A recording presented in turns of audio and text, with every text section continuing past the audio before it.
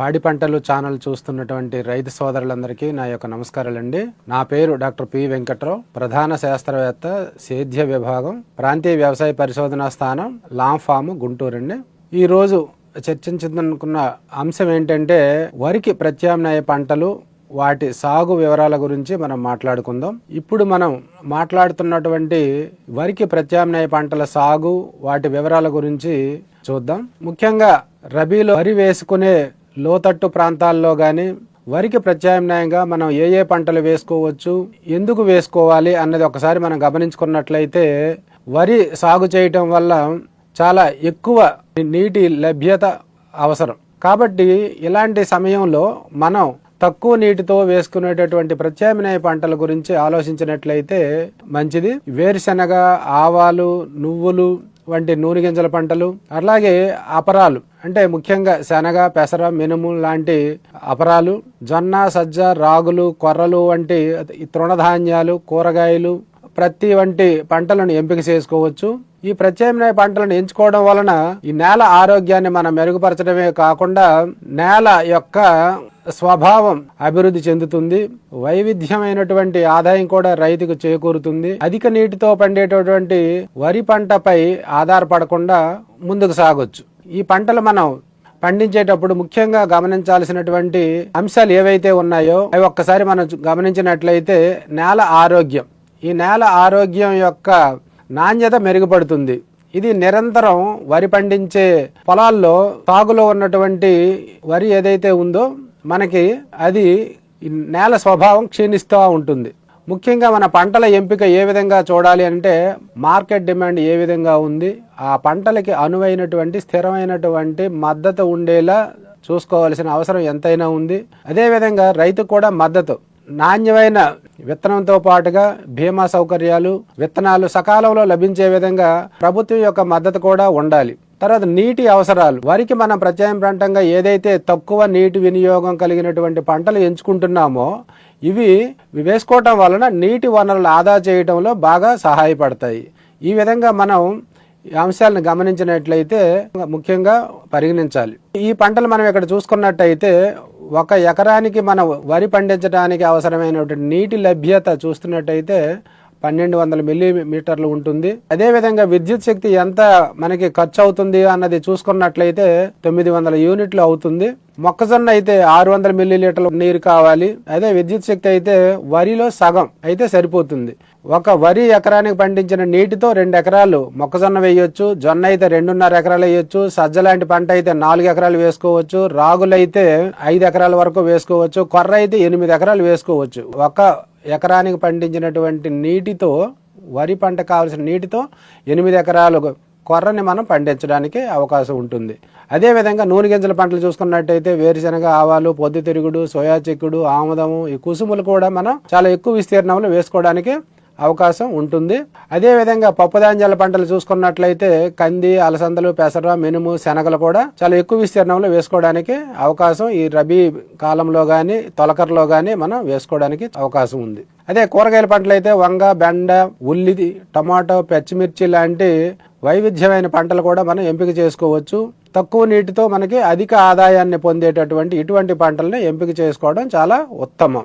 అయితే ఈ ఆరుతడి పంటల సాగు వలన రైతుకు వచ్చేటటువంటి ప్రయోజనాలు మనం గమనించినట్లయితే, అధిక విస్తీర్ణంలో సాగు చేయడం వల్ల అధిక లాభాన్ని మనం పొందడానికి అవకాశం ఉంటుంది. అదేవిధంగా ఆరుతడి పంటలు వేయడం వల్ల విద్యుత్ శక్తి, పెట్టుబడులు కూడా మనకి తక్కువగా ఉంటాయి. 2 నుండి 8 ఎకరాల విస్తీర్ణంలో మనం సాగు చేయవచ్చు. ఈ పంటల మార్పిడి వలన ఈ పంటలు నష్టపరిచే పురుగులు గాని, తెగుళ్లు గాని చాలా తక్కువగా ఆశిస్తాయి. అదే నిత్యావసరాలైనటువంటి పప్పులు, కూరగాయలు, నూనెలు కూడా కొరత ఎక్కువగా ఉంటుంది. ఆ కొరత కూడా తగ్గుతూ ఉంటుంది ఈ ప్రత్యామ్నాయ పంటలు వేయటం వలన.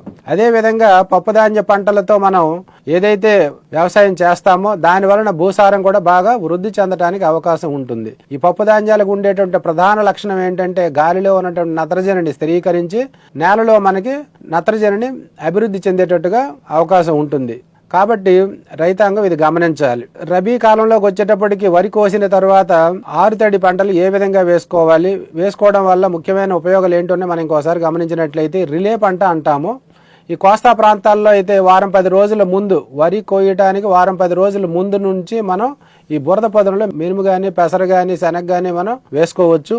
వీటిని విత్తన శుద్ధి చేసుకొని విత్తుకున్నట్టయితే మనకి ఈ మొదటిగా విత్తిన మొదటి దశలో మనకు వచ్చినటువంటి పురుగులు ఏవైతే ఉంటాయో అవి రాకుండా నివారించబడతాయి. వీటి విత్తన మోతాదు మనం చూసుకున్నట్టయితే పెసరైతే మనకి 10 నుండి 12 కిలోలు, మినుము అయితే 16 నుండి 18 కిలోలు మనం వెదజల్లుకున్నట్లయితే పొలమంతా సమానంగా పడుతుంది. మొక్కల సాంద్రత కూడా సరిపోతుంది. ఎక్కువ మోతాదు వేయటం వల్ల ఏమవుతుంది అంటే మొక్కల సాంద్రత బాగా ఎక్కువగా ఉంటుంది. దాని వలన రసం పీల్చే పురుగుల ఉధృతి ఎక్కువగా ఉండి ఖర్చు విపరీతంగా పెరిగే అవకాశం ఉంటుంది. ఇదే రిలే పంటలు రాయలసీమ జిల్లాల్లో ఏ విధంగా వేస్తారు, ఎప్పుడెప్పుడు వేస్తారు చూసుకున్నట్టయితే ఆవాలు గాని, నువ్వులు గాని వేస్తా ఉంటారు. ఆవాలు వేసేటప్పుడు ఈ పొలం అంతా కూడా సమానంగా జల్లాలి కాబట్టి తక్కువ విత్తన మోతాదు.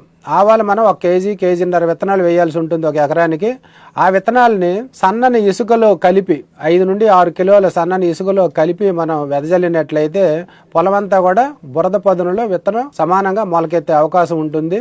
అదే విధంగా నువ్వులు మనం వేసేటప్పుడు కూడా ఎకరానికి కేజీన్నర నుండి 2 కిలోల విత్తనం వేయాల్సి ఉంటుంది. ఈ విత్తనాలని బియ్యపు నూకలతో కలిపి మనం పొలంలో చల్లుకున్నట్లయితే సమానంగా పడి మొలకలో ఎటువంటి సమస్య లేకుండా ఎక్కువ మొక్కల సాంద్రత వచ్చేటట్టుగా ఉంటుంది. కాబట్టి ఇది రైతులు గమనించాలి.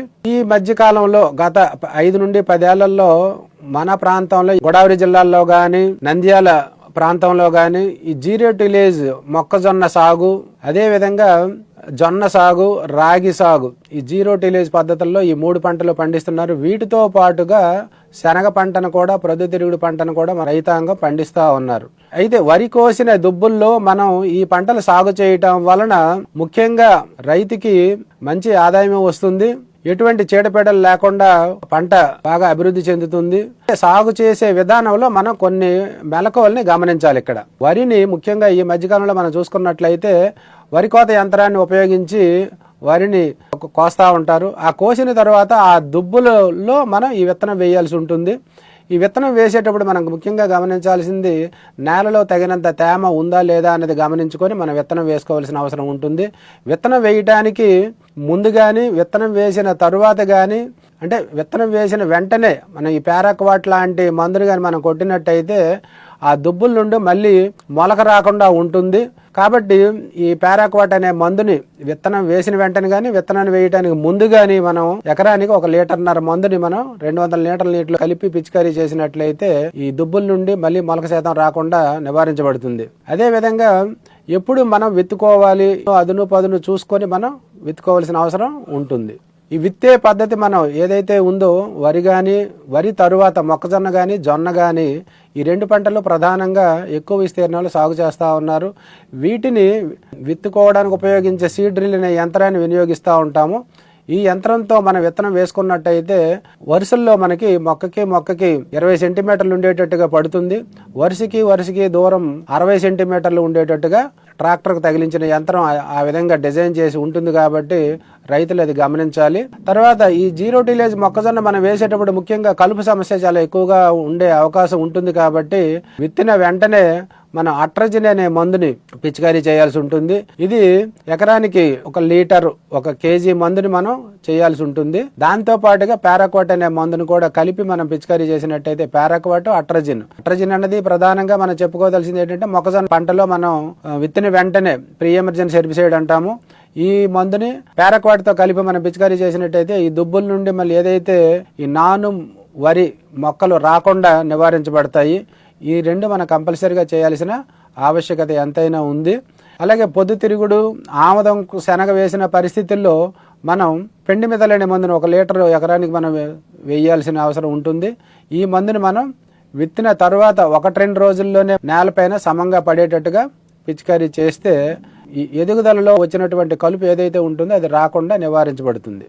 ముఖ్యంగా నేల యాజమాన్యం అనేది చాలా ప్రధానమైనటువంటి అంశం అండి. ఈ జీరో టిలేజ్ పద్ధతుల్లో ఇక్కడ దుక్కు చేయకుండా దుబ్బుల్లోనే మనం జొన్నను కానీ, మొక్కజొన్న కానీ వేస్తూ ఉంటాం. అది కాకుండా నేలను మనం తయారు చేసుకొని వేరే పంటలు, పప్పు దినుసుల పంటలు, మిగతా పంటలు మనం వేసుకుందాం అనుకునేటప్పుడు, కూరగాయల పంటలు వేసుకుందాం అనుకునేటప్పుడు ఆ నేలను తయారు చేసుకునే విధానం చాలా ముఖ్యం. ఈ తగినంత తేమ ఉండేటప్పుడు మనం ట్రాక్టర్తో దుక్కులు చేసుకున్నప్పుడు గడ్డలు గడ్డలుగా రావడానికి అవకాశం ఉంటుంది. ఆ గడ్డలు రాకుండా ఉండటానికి మనం ఈ దంతి లాంటిది అన్ని మనం వినియోగించినట్టయితే ఆ గడ్డలు రాకుండా మంచిగా వస్తుంది, నేల తయారవుతుంది. ఈ తిరు దంతి అంటాం కొన్ని ప్రాంతాల్లో, దాంతో రెండు వైపులా దున్నడం జరుగుతుంది. ఈ గడ్డలన్నీ పగిలి నేల మెత్తగా తయారవుతుంది. అలాంటి నేలలో మనం ఈ చాళ్ళు వేసుకొని బోధులు ఏర్పాటు చేసుకొని దానిపైన విత్తనాలను నాటుకుంటే కూరగాయలు కానీ మిగతా పంటలు, ఈ ధనియాలు, వేరుశెనగ ఇట్లాంటి పంటలు కూడా మనం వేసుకోవడానికి అవకాశం ఉంటుంది. వేరుశెనగ, ధనియాలు, ఆవాలు, నువ్వులు ఇవన్నీ కూడా చాలా తక్కువ నీటితో మనకు అధిక ఆదాయాన్ని ఇచ్చేటటువంటి పంటలు కాబట్టి ఇలాంటి పంటల్ని మనం ఎంపిక చేసుకోవడం ముఖ్యం. ఇదండి ప్రధానంగా మనం వరికి ప్రత్యామ్నాయంగా పండించాల్సినటువంటి పంటలు, నేల తయారీ, ఈ వివరాలన్నీ మనం ఇప్పుడు చర్చించుకున్నాము. నాకు ఈ అవకాశం ఇచ్చినటువంటి పాడి పంటలు ఛానల్ వారికి ధన్యవాదాలు తెలియజేస్తూ ఇంతటితో ముగిస్తున్నాం.